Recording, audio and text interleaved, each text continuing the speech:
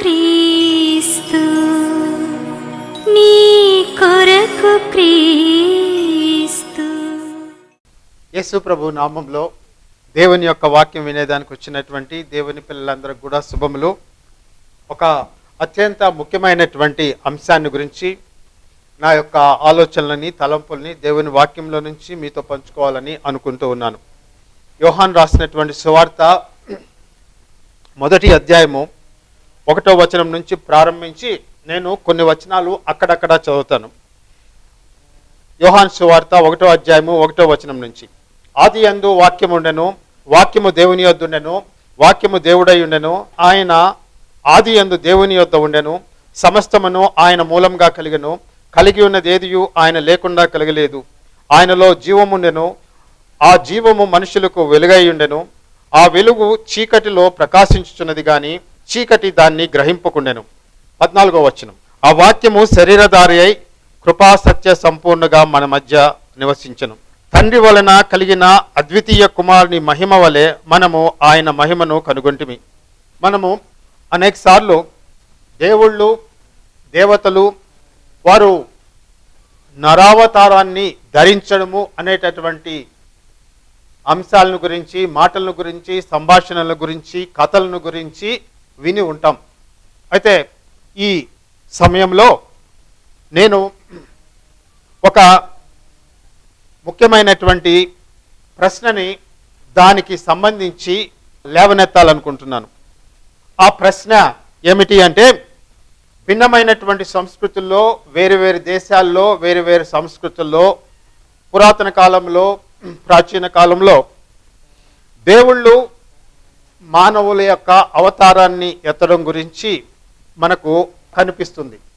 దేవుడు నరుని యొక్క అవతారాన్ని, నరరూపాన్ని ధరించడము అనేటటువంటిది క్రొత్త విషయం ఏమీ కాదు.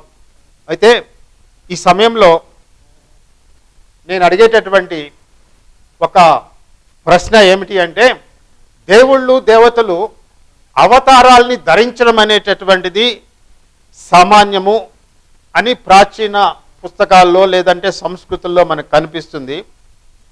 అయితే నేను లేవనెత్తేటటువంటి ప్రశ్న ఏమిటి అంటే, ఈ దేవుళ్ళు, దేవతలు మానవ శరీరాన్ని ధరించి లేదంటే అవతారాల్ని ఎత్తి మానవులకు వారు సమకూర్చినటువంటి, మానవులకు వారు చేసినటువంటి ప్రయోజనము, వారు మానవులకి సాధించి పెట్టినటువంటి గొప్ప ఆశీర్వాదము, దీవెన ఏమిటి అనేటటువంటి ప్రశ్న ఈ దినమున దానికి జవాబులను నేను మీతో పంచుకోవాలనుకుంటున్నాను. దేవుళ్ళు, దేవతలు అవతారాలను ఎత్తడం గ్రీకు సంస్కృతిలో ఉంది, గ్రీకు పురాణాల్లో ఉంది. దేవుళ్ళు, దేవతలు రాజులుగా, దైవాంశ సంభూతులుగా జన్మించి రాజులుగా పరిపాలించడం అనేటటువంటిది ఐగుప్తు దేశం యొక్క పురాణాల్లో ఉంది. పురాతన కాలంలో లేదంటే ప్రాచీన కాలంలో ఫరో రాజుల్ని దైవాంశ సంభూతులుగా భావించేటటువంటి వారు. ఐగుప్తు దేశంలో ఉండేటటువంటి దేవుళ్ళు ఫరో రాజుగా వాళ్ళు అవతారం ఎత్తి పరిపాలించారు అనేటటువంటి భావము ఐగుప్తు యొక్క సంస్కృతిలో, పురాణాల్లో ఉంది. కొత్త విషయం ఏమీ కాదు.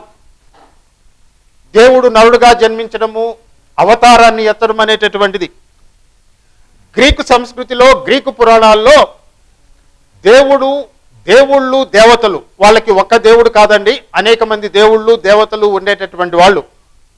ఈ దేవుళ్ళు, ఈ దేవతలు వాళ్ళు అనేక సమయాల్లో అవతారాల్ని ఎత్తేటటువంటి వారు.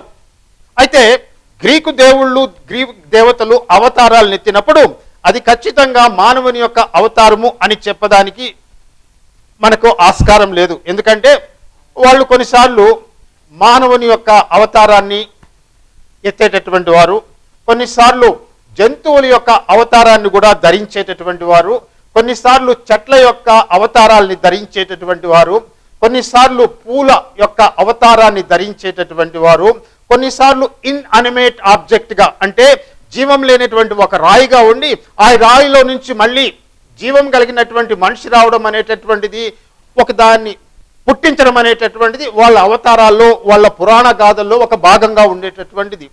సో విషయం ఏమిటి అంటే, దేవుళ్ళు దేవతలు అవతారాలు ఎత్తడం అనేటటువంటిది ప్రాచీన సంస్కృతుల్లో, ప్రాచీన పురాణాల్లో ఒక సామాన్యమైనటువంటి విషయమే, అది క్రొత్త విషయమేమీ కాదు. అయితే మనము అడిగేటటువంటి ప్రశ్న ఏమిటి అంటే, ఈ దేవుళ్ళు ఈ దేవతలు అవతారాల్ని ఎత్తడం వల్ల, అది మానవ అవతారం కావచ్చు, ఎద్దు అవతారం కావచ్చు, లేదంటే పులి అవతారం కావచ్చు, లేదంటే ఒక మొక్క అవతారము, ఒక పుష్పమో, లేదంటే ఒక రాజు అవతారమో కావచ్చు, మానవాళికి శాశ్వతంగా నిత్యత్వము నిలిచిపోయేటట్టు ఈ అవతారాలు ధరించినటువంటి దేవుళ్ళు దేవతలు సాధించి పెట్టినటువంటిది ఏదైనా ఉందా అనేటటువంటి ప్రశ్న ఈ దినమున మనము అడుగుతాం. ఈ దినమున ఆ సందర్భంలో మనం ఇంకొక పని కూడా మనము చేస్తాం. అది ఏమిటి అంటే, బైబిల్లో ఉండేటటువంటి దేవుడు శరీరాన్ని ధరించి మానవుల మధ్య నివసించాడని మనము ఇందాక చదువుకున్నటువంటి వాక్య భాగంలో రాయబడింది. ఆది యందు వాక్యం ఉండెను, వాక్యము దేవుని యొద్ద ఉండెను, వాక్యము దేవుడై ఉండెను, ఆయన ఆది యందు దేవుని యొద్ద ఉండెను, సమస్తమును ఆయన మూలముగా కలిగెను, కలిగి ఉన్నది ఏది ఆయన లేకుండా కలగలేదు, ఆయనలో జీవం ఉండెను, ఆ జీవము మనుషులకు వెలుగై ఉండెను, ఆ వెలుగు చీకటిలో ప్రకాశించింది కానీ చీకటి దాన్ని గ్రహింపకుండానని చెప్పి 14వ వచనంలో ఆ వాక్యము అంటే దేవుడు అయినటువంటి ఆ వాక్యము, దేవుని స్వరూపమైనటువంటి వాక్యము, దేవుడు అయినటువంటి ఆ వాక్యము శరీరధారి అయి కృపా సత్య సంపూర్ణగా మన మధ్య నివసించను అని చెప్పి రాయబడింది. అంటే బైబిల్లో కనిపించేటటువంటి దేవుడు కూడా శరీరాన్ని ధరించి మానవుల మధ్య నివసించాడని చెప్పి రాయబడింది. మనము లేవనెత్తినటువంటి ప్రశ్న ఏమిటి అంటే, దేవుళ్ళు దేవతలు నరులుగా జన్మించినప్పుడు, లేదంటే అవతారాలను ఎత్తినప్పుడు వాళ్ళు మానవులకి శాశ్వతంగా నిత్యత్వంగా నిలిచిపోయేటటువంటి ఆశీర్వాదాలు ఏమైనా తీసుకొచ్చారా? మానవుల కోసం ఆ అవతారం వల్ల ఏమైనా సాధించి పెట్టారా? అంతకుముందు గ్రీకు పురాణాల్లో అవతారం ఎత్తినటువంటి దేవుళ్ళు దేవతలు చాలా మంది ఉన్నారు. వాళ్ళు చేసినటువంటి కార్యాలు క్రియలు ఈనాడు ఏమన్నా కనిపిస్తూ ఉన్నాయా? అదొక ప్రశ్న. ఐగుప్తు దేశంలో వాళ్ళ ప్రాచీన పురాణాల్లో, వాళ్ళ యొక్క పురాణాల్లో వాళ్ళ యొక్క దేవుడు ఫరో రాజుగా అవతరించి దైవాంశ సంభూతుడిగా ప్రజల్ని పరిపాలించాడు అనేటటువంటి భావం ఉంది. ఈనాడు దానివల్ల వాళ్ళకి కలిగినటువంటి ప్రయోజనము, లేదంటే మానవులకి కలిగినటువంటి ప్రయోజనం కానీ శాశ్వతమైనటువంటి బెనిఫిట్ ఏమైనా ఉందా అనేటటువంటి ప్రశ్న అడిగితే, ఈనాడు గ్రీకు పురాణాల్లో ఉండేటటువంటి దేవుళ్ళని దేవతలని ఆ ప్రజలు పూర్తిగా మర్చిపోయారు. ఆ పేర్లు లేవు, వారి యొక్క ఉనికి లేదు, వారి యొక్క దేవాలయాలు లేవు, వారి యొక్క క్రియలు కార్యాలు ఏమీ లేవు. అదేవిధంగా ఐగుప్తు దేశంలో చూసుకుంటే ఆ కాలంలో ఫరోలు పరిపాలించినటువంటి కాలంలో వాళ్ళని దేవుళ్ళుగా ఆరాధించేటటువంటి వాళ్ళు, దైవాంశ సంభూతులుగా భావించేటటువంటి వాళ్ళు. కానీ ఈ దినమున ఆ ఫరో చేసినటువంటి కార్యాల వలన కానీ క్రియల వల్ల కానీ మానవాళికి ఏమైనా శాశ్వతమైనటువంటి నిత్యత్వమైనటువంటి దీవెనలు కానీ ఆశీర్వాదాలు కానీ ప్రయోజనాలు కానీ లాభం కానీ ఏమైనా చేకూరిందా అంటే చెప్పుకునే దానికి ఏమీ కనిపించడం లే. అయితే అదే సమయంలో బైబిల్లో కనిపించేటటువంటి దేవుడు శరీరధారి అయి మానవుల మధ్య నివసించను అని చెప్పి దేవుని యొక్క వాక్య భాగం చెప్తుంది. మరి ఈ దేవుడు, ఈ బైబిల్లో కనిపించేటటువంటి దేవుడు శరీరధారి అయి మానవుల మధ్య నివసించడం వల్ల మానవులకి నిత్యత్వానికి శాశ్వత కాలానికి కలిగినటువంటి ప్రయోజనం కానీ ఆశీర్వాదం కానీ దీవెన కానీ ఏదైనా ఉందా అనేటటువంటి ప్రశ్న మనం లేవనెత్తితే ఖచ్చితంగా నిశ్చయంగా ఆయన శరీరధారి అయి మానవుల మధ్య నివసించడం వల్ల నిత్యత్వానికి సంబంధించినటువంటి ఆశీర్వాదం అనేటటువంటిది మొత్తము మానవాళికి కలిగింది.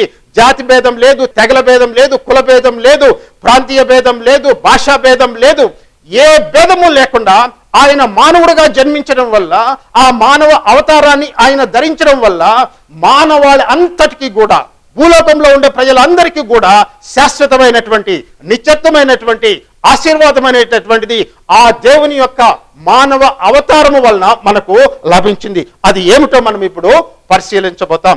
దాన్ని పరిశీలించే ముందు కొన్ని విషయాల గురించి నేను మీతో ప్రస్తావిస్తాను. అది ఏమిటి అంటే కొన్ని విషయాల గురించి మీతో చెప్తాను. క్రీస్తుకు పూర్వము సుమారుగా 6వ శతాబ్దంలో ఒక గొప్ప గణిత శాస్త్రవేత్త నివసించేటటువంటి వాడు. ఆయన పేరు పైథాగరస్. ఆ పేరు మీరు వెంటనే గుర్తుపెట్టి ఉంటారు, ఎందుకంటే పైథాగరియన్ థియరం అనేటటువంటిది స్టూడెంట్స్ అందరికీ కూడా తెలిసే ఉంటుంది. అది ఆయన గణిత శాస్త్రంలో మానవులందరికీ వనగూర్చినటువంటి ఒక గొప్ప ప్రయోజనం పైథాగరియన్ థియరం అనేటటువంటిది గణిత శాస్త్రంలో. ఆ తర్వాత ఇంకా అనేకమైనటువంటి విషయాల్లో కూడా ఆయన అనేక మందికి లాభం అనేటటువంటిది చేకూర్చాడు. అయితే ఆయన కాలంలో పైథాగరస్ని జనులు ఎందుకు ఖ్యాతి కలిగినటువంటి వాడిగా, ప్రఖ్యాతి కలిగినటువంటి వాడిగా భావించి ఒక గొప్ప వ్యక్తిగా భావించారంటే ఆయన చెప్పినటువంటి పైథాగరస్ థియరం వల్ల కాదండి. మరి ఎందుకు ఆయన్ని ఆ కాలంలో ప్రజలు, ఆయన చనిపోయిన 150 సంవత్సరముల వరకు ఆయన యొక్క భావజాలము గ్రీకు యొక్క తత్వచింతన మీద బహుగా ప్రభావితం చేసింది. ప్లాటో కూడా పైథాగరస్ యొక్క భావాల్ని ఆయన కొన్ని పుచ్చుకున్నాడండి. అవన్నీ మనం డిస్కస్ చేయము, కానీ ఒక విషయాన్ని మీతో ప్రస్తావిస్తాను. ఎందుకు పైథాగరస్ తన కాలంలో ప్రాముఖ్యము ప్రాచుర్యం కలిగినటువంటి ఒక గొప్ప తత్వవేత్త, ఒక గురువు, ఒక బోధకుడు, ఒక గణిత శాస్త్రవేత్త అంటే కారణం ఏమిటి అంటే, ఆయన మనుషులు చనిపోయిన తర్వాత వారి యొక్క ఆత్మ ఇంకొక దేహాన్ని ధరిస్తుంది అనేటటువంటిది. దీన్ని ఒక మాటలో చెప్పాలంటే ఇంగ్లీష్లో ట్రాన్స్ మైగ్రేషన్ ఆఫ్ సోల్ అని చెప్పి అంటాం. మామూలుగా అందరికీ అర్థమయ్యేటటువంటి పదము, ఉపయోగించేటటువంటి పదము ఇంకొకటి కూడా ఉంది, రీఇన్కార్నేషన్ అంటాం, పునర్జన్మ అంటాం తెలుగులో. ఆయన ఆ భావాన్ని లేదంటే ఆ యొక్క నమ్మకాన్ని ఆయన చాలా బలంగా కలిగి ఉండేటటువంటి వాడు. మనిషి చనిపోతాడు, చనిపోయిన తర్వాత ఆ మనిషి యొక్క ఆత్మ వేరొక శరీరాన్ని ధరిస్తుంది అనేటటువంటిది ఆయన ప్రగాఢమైనటువంటి విశ్వాసం. ఆ చనిపోయినటువంటి వ్యక్తి యొక్క ఆత్మ చనిపోదు, దానికి నాశనం లేదు అని చెప్పి ఆయన భావించాడు అని చెప్పి మనం అనుకోవచ్చు. ఆ ఆత్మ బహుశా ఆ వ్యక్తి యొక్క నైతిక ప్రవర్తనను బట్టి, ఆయన ఆచరించినటువంటి ధర్మాన్ని బట్టో అధర్మాన్ని బట్టో ఏ శరీరాన్ని ధరిస్తాడు అనేటటువంటిది ఆధారపడి ఉంటుందని బహుశా ఆయన శిష్యులు నమ్మారు. అయితే విషయం ఏమిటి అంటే మనిషి చనిపోయిన తర్వాత ఆ వ్యక్తి యొక్క ఆత్మ ఇంకొక మనిషి శరీరాన్ని ధరించవచ్చు, లేదా ఒక చెట్టుగా పుట్టచ్చు, లేదా ఒక కుక్కగా పుట్టచ్చు, ఒక పందిగా పుట్టచ్చు, ఒక పక్షిగా పుట్టచ్చు, ఏ శరీరాన్నైనా ధరించవచ్చు. ఆత్మ మాత్రం జీవించే ఉంటుంది.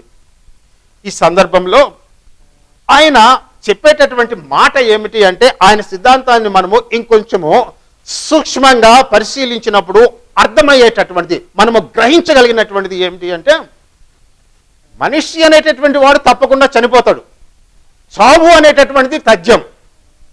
అయితే చనిపోయినటువంటి మనిషి యొక్క ఆత్మ జీవించే ఉంటుంది, అది చనిపోదు, ఆత్మ చనిపోదు. మరి చనిపోయేటటువంటిది ఏంటి? శరీరం. అంటే పైథాగరస్ యొక్క భావము ఏమిటి అంటే, మనిషి చనిపోయాడు అంటే శరీరాన్ని విడిచి ఆత్మ వెళ్ళిపోతుంది, శరీరము నిర్జీవమైపోతుంది, ఆ వ్యక్తి విగత జీవుడైపోతాడు, ఆ వ్యక్తి శవమైపోతాడు, దాంట్లో చలనం ఉండదు, దాంట్లో జీవం ఉండదు, దాంట్లో కదిలిక ఉండదు. నువ్వు ఎంత మాట్లాడినా అతను ఏమీ స్పందించడు, నువ్వు ఎంత శబ్దం చేసినా అతనికి ఏమీ స్పందన కలగదు, అతను ఎంత కొట్టినా ఆ శరీరము పలకదు. అంటే ఆ వ్యక్తిలో నుంచి ఆత్మ బయటికి వెళ్ళిపోయింది, శరీరము నిర్జీవం అయిపోయింది. ఆ శరీరాన్ని తర్వాత కాల్చివేయడం అయితే కాల్చివేస్తారు, లేదంటే పాతి పెట్టేస్తే పాతి పెడతారు, లేదంటే గుహల్లో పెట్టచ్చు, ఏదైనా చేయొచ్చు. కానీ విషయం ఏంటంటే, ఆ శరీరం అనేటటువంటిది కొంతకాలానికి అది కుళ్ళిపోయి భూమిలో కలిసి పోతుంది. అంటే శరీరం అనేటటువంటిది నశించిపోతూ ఉంది, ఆత్మ అనేటటువంటిది జీవించు ఉంది. ఇది పైథాగరస్ భావం. అంటే దీన్ని మనము ఈ రకంగా చెప్పుకోవచ్చు. మనిషి చనిపోయాడు అనేటటువంటి పదము ఉపయోగించబడినప్పుడు దాని యొక్క అర్థము ప్రధానంగా ఏమిటి అంటే, ఆ వ్యక్తి యొక్క శరీరము చనిపోయింది, దాంట్లో జీవం లేదు, దాంట్లో ప్రాణం లేదు, ఆ శరీరం ఇంకా పనికిరాదు, దాన్ని పూడ్చిపెట్టేయాలి, దాన్ని తగలబెట్టేయాలి, అది కుళ్ళిపోతుంది, అది మానవుల మధ్య ఉండేదానికి లేదు అని దాని యొక్క అర్థం. అంటే చావు అనేటటువంటిది ప్రధానంగా దేనికి ఆపాదించబడుతూ ఉందంటే శరీరానికి ఆపాదించబడుతుంది. పైథాగరస్ నమ్మింది ఏంటంటే ఆత్మ జీవించే ఉంది, చనిపోయినటువంటిది ఏంటి? శరీరము. మరణం అనేటటువంటిది దేనికి వచ్చింది? శరీరానికి వచ్చింది. కాబట్టి దీన్ని బహుశా ఈ బాధని, శరీరము చనిపోయింది, చనిపోయినటువంటి వ్యక్తి యొక్క బంధువులు కానీ కుటుంబ సభ్యులు కానీ తిరిగి ఆ వ్యక్తిని చూడలేరు, ఆ వ్యక్తి అదృశ్యమైపోయాడు, శాశ్వతంగా అదృశ్యమైపోయాడు, బాధ అనేటటువంటిది లోపల ఉంటుంది. బహుశా ఆ బాధని, ఆ వేదనని, ఆ దుఃఖాన్ని కొంచెం తగ్గించేదానికో ఏమో మరి ఈ పునర్జన్మ సిద్ధాంతము, ఆయన నమ్మినటువంటి ఆ పునర్జన్మ సిద్ధాంతము ఏం చెప్తుందంటే ఏమీ బాధపడిన అవసరం లేదు, ఈ ఆత్మ పోయి ఇంకొక శరీరాన్ని ధరిస్తుంది అనేటటువంటి భావం పెట్టుకున్నారో ఏమో నాకు తెలీదు.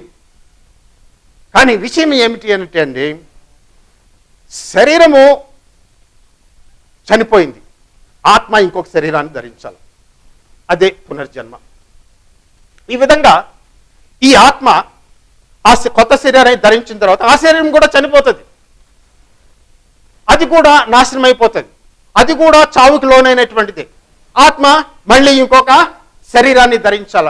ఈ విధంగా సైక్లికల్గా లేదంటే వలయంగా తిరుగుతూనే ఉంటుంది. దానికి ఒక ఫుల్ స్టాప్ అనేటటువంటిది ఏమీ కనిపించడం లే. మీ ముందు నేను ఫోకస్ చేసేటటువంటి విషయం ఏమిటి అంటే, ఈ బాధ అంతా ఎందుకు వచ్చిందంటే శరీరము చనిపోయినందువల్ల వచ్చింది. శరీరము చనిపోకుండా ఉంటే, అంటే ప్రాణము శరీరాన్ని విడిచిపెట్టకుండా ఉంటే ఈ బాధ ఉండేటటువంటిది కాదు. అంటే బాధ అంతా, వేదనంతా, దుఃఖమంతా, ఏమండి మనోవ్యాకులత అంతా దేని గురించి అంటే చనిపోయినటువంటి వ్యక్తి యొక్క భౌతిక శరీరాన్ని గురించే. మనం ఏమని చెప్తూ ఉన్నాం, ఏమని స్థాపిస్తూ ఉన్నాం? పైథాగరస్ ఏమంటాడు? చనిపోయిన వ్యక్తిలో నుంచి ఆత్మ బయటికి వెళ్ళిపోతుంది, వేరొక శరీరాన్ని ధరిస్తుంది, ఆ శరీరము కుళ్ళిపోతుంది. చనిపోయాడు అనేటటువంటి పదము వాడినప్పుడు ప్రధానంగా దేనికి ఆపాదించబడుతుందంటే శరీరానికి ఆపాదించబడుతుంది. అది పైథాగరస్ కాలం నుంచి కూడా అదే ఉంది. సావు, మరణము, మృత్యువు అనేటటువంటి పదాలు మనము వాడినప్పుడు ప్రధానంగా శరీరానికే మనము దాన్ని ఆపాదిస్తూ ఉన్నాం. తర్వాత ఇంకొక విషయానికి వస్తాం. పైథాగరస్ని కాసేపు పక్కన పెట్టేస్తాం. ఇప్పుడు ఇంకొక విషయానికి, ఇంకొక సంఘటనకు వస్తాం. పైథాగరస్కి సమకాలీనుడైనటువంటి ఇంకొక గొప్ప వ్యక్తి భారతదేశంలో జీవించాడు. ఆయన పేరు గౌతమ బుద్ధుడు. ఆయన కూడా సుమారుగా ఈ 6వ శతాబ్దంలోనే జీవించినటువంటి మహానుభావుడు. ఈ 6వ శతాబ్దంలోనే ఆయన పుట్టాడు. ఆయన యొక్క పుట్టుక తేదీ, మరణం యొక్క తేదీ నాకు తెలియదండి. కానీ 6వ శతాబ్దం వాడు, అంటే క్రీస్తుకి పూర్వము 600 సంవత్సరాల క్రితము బ్రతికి జీవించినటువంటి వ్యక్తి. ఆయన జీవించినటువంటి కాలంలో జరిగినటువంటి ఒక ముఖ్యమైనటువంటి సంఘటన గురించి నేను మీతో ప్రస్తావిస్తాను. ఆ సంఘటన ఏమిటి అంటే, ఏమంటే బౌద్ధ సిద్ధాంతాలని గురించి కానీ, ఆ ధర్మాన్ని గురించి కానీ, వీటన్నిటిని గురించి నేను ఏమీ మాట్లాడబోవడంలే. కానీ ఒక ముఖ్యమైనటువంటి కథ, ఒక ప్రముఖమైనటువంటి సంఘటన గురించి అప్పుడప్పుడు ప్రస్తావిస్తూ ఉంటారు. అది ఏమిటి అంటే, కిసా గౌతమి అనేటటువంటి ఒక స్త్రీని గురించి ఒక సంఘటన బుద్ధుడి కాలంలో జరిగింది. ఆయన ఆ సమయంలో ఆ కిసా గౌతమి నివసించేటటువంటి గ్రామంకి దగ్గర విడిది చేసేయడమో, దగ్గరగా బహుశా. కిసా గౌతమి ఒక యవనస్తురాలైనటువంటి స్త్రీ. చాలా కాలం ఆమెకి పిల్లలు పుట్టలేదు. తర్వాత కొద్ది కాలానికి పిల్లలు పుట్టారు. పుట్టిన తర్వాత పుట్టినటువంటి ఆ బిడ్డ కుమారుడు చిన్న ప్రాయంలోనే, బాలుడుగా ఉన్నప్పుడే అకస్మాత్తుగా చనిపోయాడు. లేక కలిగినటువంటి సంతానం, అందులో కుమారుడు. ఆ ప్రాచీన కాలంలో మగ పిల్లల్ని చాలా ప్రెషియస్గా, చాలా విలువ కలిగినటువంటి వాళ్ళుగా చూసేటటువంటి వాళ్ళు. ఈ బిడ్డ చనిపోతే ఆ కిసా గౌతమి యొక్క వేదన, ఆమె యొక్క రోదన, ఆమె యొక్క దుఃఖము పట్టలేనటువంటిదిగా ఉంది. అంత దుఃఖపడుస్తూ ఏడుస్తూ ఉంది. ఆమెను ఓదార్చడం ఎవరి వల్ల కావడం లేదు. అటువంటి సందర్భంలో ఎవరో చెప్తే ఇక్కడికి దగ్గరలోనే బుద్ధుడు విడిది చేసి ఉన్నాడు. నీ కుమారుడు నువ్వు అడిగేటటువంటి ప్రశ్న ఆమె ఏమిటి, నా బిడ్డను ఎవరు బ్రతికించలేరా అనేటటువంటి ప్రశ్నతో ఆమె సతమతమవుతూ ఉంది. ఎందుకు బ్రతికించలేరు, వైద్యులు బ్రతికించలేరు, ఎవరు ఏమి చేయలేకపోతున్నారు, ఆమె ఏడుస్తుంది. అటువంటి సమయంలో అమ్మ బుద్ధుడు ఇక్కడ విడిది చేస్తున్నాడు, నువ్వు ఆయన దగ్గరకు పో, నీకేదైనా పరిష్కారం లభించవచ్చు అని ఎవరో చెప్తే ఆ బుద్ధుడి దగ్గరికి హుటాహుటిన ఆమె పోయిందండి. బుద్ధుడి దగ్గరికి వెళ్ళి ఆమె ఏడుస్తూ రోజిస్తూ ఆమెకు జరిగినటువంటి విషయాన్ని ఆయనకి చెప్పింది. దానికి బుద్ధుడు చెప్పినటువంటి సమాధానం మాట ఏమిటి అంటే, అమ్మా నీ బిడ్డను నేను బ్రతికిస్తాను, కానీ నాకు ఒక పని నువ్వు చేసి పెట్టాలి, ఒక కార్యం నువ్వు చేస్తే నేను ఈ పని చేస్తాను అని చెప్పాడు. అది ఏంటి అంటే, నువ్వు నీ గ్రామంలోనికి లేదంటే నువ్వు ఉండేటటువంటి పట్టణంలోకి వెళ్ళి ఏ ఇంట్లో నుంచి అయినా సరే మరణము లేనటువంటి ఇంట్లో నుంచి ఒక పిడికెడు ఆవాలు కానీ నువ్వు కానీ నా దగ్గరికి తీసుకొని వస్తే, ఒక పిడికెడు ఆవాలు, ఆ ఇంట్లో మరణము జరిగి ఉండకూడదు, అదే షరతు. ఆ ఇంట్లో అంతకుముందు ఎప్పుడు కూడా మరణం అనేటటువంటిది జరిగి ఉండకూడదు. అటువంటి ఇంట్లో నుంచి నువ్వు ఒక పిడికెడు ఆవాలు నా దగ్గరికి తీసుకొని వస్తే అప్పుడు నేను నీ యొక్క బిడ్డను బతికిస్తానని చెప్పి ఆమెను పంపించాడు. ఆమె ఎంతో ఆశతోటి సంతోషంతో వడివడిగా అడుగులు వేసుకుంటూ బహుశా గ్రామం వైపు వెళ్ళిందేమో, ఇంటింటికి వెళ్ళింది, గడప గడప ఏమో తొక్కింది. అయ్యా మీ దగ్గర నుంచి నాకు ఒక పిడికెడు ఆవాలు కావాలి, కానీ మీ ఇంట్లో ఎటువంటి మరణం జరిగి ఉండకూడదు, ఇటువంటి మాటలతోటి ప్రతి ఇంటి దగ్గరికి వెళ్ళి అడిగింది. కానీ జరిగినటువంటి విషయం ఏంటంటే, కిస్సా గౌతమికి ఏ ఇంట్లో నుంచి కూడా పిడికెడు ఆవాలు లభించలే. కారణం ఏంటంటే ఆవాలు లేక కాదు, ప్రతి ఇంట్లో కూడా మరణం అనేటటువంటిది జరిగింది. ఆమె తిరిగి అంతా అయిపోయిన తర్వాత బుద్ధుడి దగ్గరకు వచ్చి, అయ్యా ఇంటింటికి వెళ్ళాను, అందరినీ అడిగాను, కానీ నాకు ఎక్కడా కూడా ఒక పిడికెడు ఆవాలు, మరణం లేని ఇంట్లో నుంచి పిడికెడు ఆవాలు నాకు దొరకలేదు. ఎందుకంటే ప్రతి ఇంట్లో కూడా మరణం అనేటటువంటిది ఉంది అనేటటువంటి విషయము ఆమె చెప్పింది. ఆమె బుద్ధుడితో మాట్లాడేటప్పుడు ఆమెకు ఒక అద్భుతమైనటువంటి సత్యము ఆమె కళ్ళ ముందు ఆమె హృదయంలో మెదిలింది. అది ఏమిటి అంటే, మరణము అనేటటువంటిది ప్రతి ఒక్కరికి సంప్రాప్తిస్తుంది. ఏ కుటుంబము, ఏ వ్యక్తి, ఎవ్వరు కూడా దానికి మినహాయింపు లేదు. ప్రతి వ్యక్తిని మరణం అనేటటువంటిది కబళిస్తుంది, ప్రతి వ్యక్తిని మరణం అనేటటువంటిది లోబర్చుకుంటుంది, ప్రతి వ్యక్తిని మరణం అనేటటువంటిది ఓడిస్తుంది. ప్రతి వ్యక్తి మరణం యొక్క శక్తికి లోబడి తీరాల్సిందే.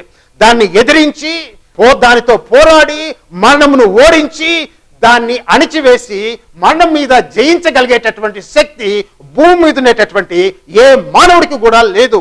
మరణం అనేటటువంటిది ప్రతి మానవుడికి సంభవిస్తుంది అనేటటువంటి ఆ యొక్క యథార్థాన్ని, ఆ యొక్క వాస్తవాన్ని బుద్ధుడు ఎంతో జ్ఞానంతో, ఎంతో ఓర్పుతోటి ఆ సామాన్యమైనటువంటి గృహిణి హృదయంలోనికి ఆ సత్యాన్ని చొప్పించాడండి. గొప్ప సత్యము ఆ మహానుభావుడి ద్వారా, ఆ గొప్ప వ్యక్తి ద్వారా ఈ స్త్రీ హృదయంలోకి, సామాన్య హృదయంలోని, సామాన్య గృహిణి హృదయంలోనికి ఆ సత్యం అనేటటువంటిది ఆయన చక్కగా చెప్పగలిగేటాడు. ఎంత గొప్ప బోధ అది మీరు ఆలోచించండి.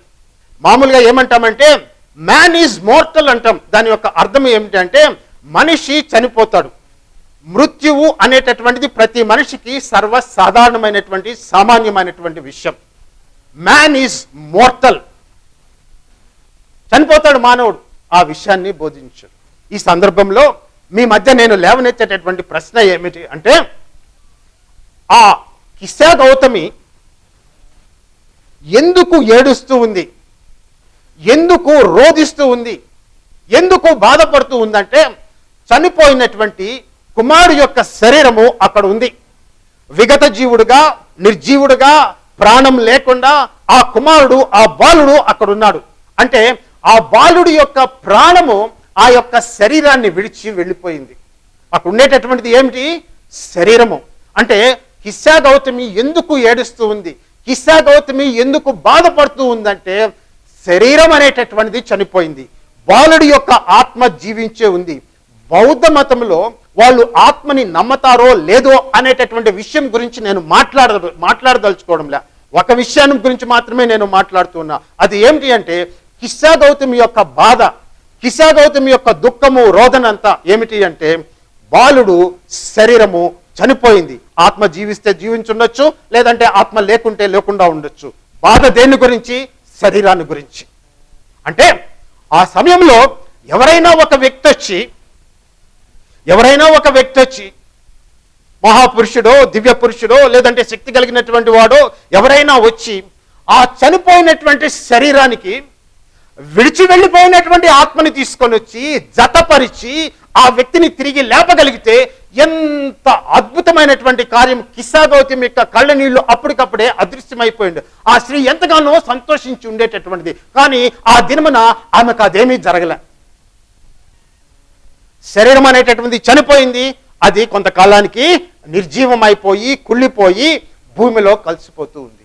అంటే మరణము అనేటటువంటి పదము పైథాగరస్ ఉపయోగించిన, బుద్ధుడి కాలంలో కిస్సా గౌతమి ఉపయోగించిన, మరణం అనేటటువంటిది శరీరానికి సంబంధించినట్టుగా మనుషులు భావిస్తూ వచ్చారు. ఆత్మ జీవించే ఉంటుంది, దాంతో మనకి ఎటువంటి వివాదం లేదు. We're not disputing about souls immortality, we're talking about mortality of the body. శరీరం యొక్క మర్త్యతను గురించి మనం మాట్లాడుతున్నాం. పైథాగరస్ ఏం చెప్తాడంటే ఆత్మ వెళ్ళిపోతుంది, శరీరం చనిపోయింది. కిస్సా గౌతమి దుఃఖము బుద్ధుడు చెప్పినటువంటి మాట ఏమిటి అంటే మనం అందరికీ సంప్రాప్తం అవుతుంది. దాని యొక్క అర్థం ఏంటంటే ప్రతి వ్యక్తి యొక్క శరీరము నశించిపోయి భూమిలో కలిసిపోతుంది, ఆత్మ జీవిస్తూ ఉంటుంది. మిగిలినటువంటి విషయాల గురించి నేనేమి మాట్లాడలేదు. కేవలము అంతవరకు మాత్రమే నా యొక్క ఆలోచనని, నా యొక్క భావాల్ని పరిమితం చేసుకున్నా. మరణము అనేటటువంటి పదం మనం ఉపయోగించినప్పుడు మనము ప్రాథమికంగా శరీరానికి ఉపయోగిస్తూ ఉన్నాం. ఇప్పుడు ఆ సన్నివేశంలో నుంచి ఇంకొక సన్నివేశంలోనికి వెళ్తాం. బుద్ధుడు బ్రతికిన 600 సంవత్సరాల తర్వాత, లేదంటే పైథాగరస్ జీవించిన 600 సంవత్సరాల తర్వాత ఇస్రాయెల్ దేశంలో ఒక చిన్న కుగ్రామంలో బెత్లెహేం అనేటటువంటి గ్రామంలో ఒక వ్యక్తి జన్మించాడు. ఆ శిశువు పేరు యేసు. ఆయన పుట్టక ముందు అనేక ప్రవచనాలు చెప్పబడ్డాయి. ఆయన సృష్టికర్త అయినటువంటి దేవుడు అని చెప్పి ప్రవచనాల్లో చెప్పబడింది. ఆయన ఎక్కడ జన్మిస్తాడు, ఏ విధంగా జన్మిస్తాడు, ఆయన చేయబోయేటటువంటి కార్యం ఏమిటి, ఆయన ఎందుకు పుడతాడు అనేటటువంటిది, దేవుడు ఎందుకు శరీరాన్ని ధరిస్తాడు, దాని యొక్క ఉద్దేశం ఏంటి, ఆయన ఏమి సాధిస్తాడు, దానివల్ల మానవులకి కలిగేటటువంటి సత్ఫలితం ఏంటి, దేవుడు నరరూపాన్ని ధరించడం వల్ల కలిగేటటువంటి ప్రయోజనము, ఆశీర్వాదము ఏమిటి అనేటటువంటిది అక్కడ రాయబడింది. ఆ విషయాన్ని గురించి మనం మాట్లాడుకుంటాం. పైథాగరస్ గురించి మనం మాట్లాడాం, కిస్సా గౌతముని గురించి, బుద్ధుని గురించి మనం మాట్లాడాం. ఎక్కడ కూడా మరణం అనేటటువంటి దానికి పరిష్కారం అనేటటువంటిది లభించలే. ఇప్పుడు యేసుని గురించి మాట్లాడతాం.